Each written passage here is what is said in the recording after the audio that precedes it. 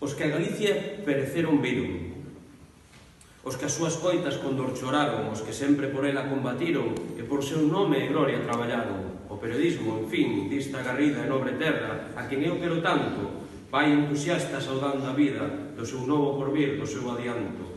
Almas grandes afeitas ao martirio levan por norma mellorar de sorte esta terra a quen aman con delirio e por quen foran con pracer a morte.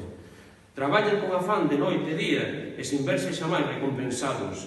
Xa reclaman a súa voz con enerxía os dereitos dos povos ultrasados. Xa pide para a Galicia máis melloras, pregoa dos seus xenios a grandeza, é constante e leal a todas horas, loitando está por ela con nobreza. Despertai deste povo a fe perdida, irmáns suxeitos a terrible proba, e da Galicia bella adormecida, facei unha Galicia grande, nova, facei que prevalezan as ideas do coitadiño labrador nos lares, e refulxenta a lume nas aldeas, a luz das bibliotecas populares. Cando un paisano con máis ansia colla un libro nas súas mãos, irá sabendo e atopará de fixo en cada folla moitas cousas que pode ir deprendendo, solo coa educación que hoxe recibe. É imposible que pode ir adiantando, non sabe nin por qué nin para que vive, non vai a escola por coidar do gamo. Hasta agora non houve unha xustiza que neste ramo a lei cumprir fixera. É doroso o descoido que en Galicia ten a ensinanza cando non debera. Fixaivos neste mal, meus compañeiros, inda moito pior que algúns outros. A culpa distes males verdadeiros, en certa parte temos a nós, os outros. Falai na nosa melosiña fala, para que un tempo non chega a facer morta. Pobo infeliz que o seu linguaxe cala, ten a roina e perdición a porta.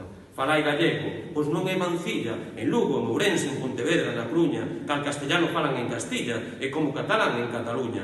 Asina poderíamos un día, traballando constante sin sosego, fundar unha academia que faría o limpa fixa esplendor gallego. Pronamente é moi útil e bo fora fundar da nosa lengua en desagravio nos povos ateneos falando agora na lingua que falou Alfonso o Sabio.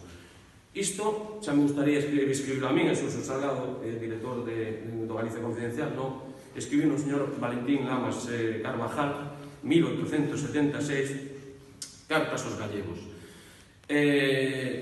Unhas cartas que escribiu xusto pouco despois de fundar un xornal, o xornal Tío Marcos da Portela, que precisamente naceu para intentar, digamos, dar resposta a estas teimas e a estas fallas que Valentín dicía naquele tempo na sociedade galega.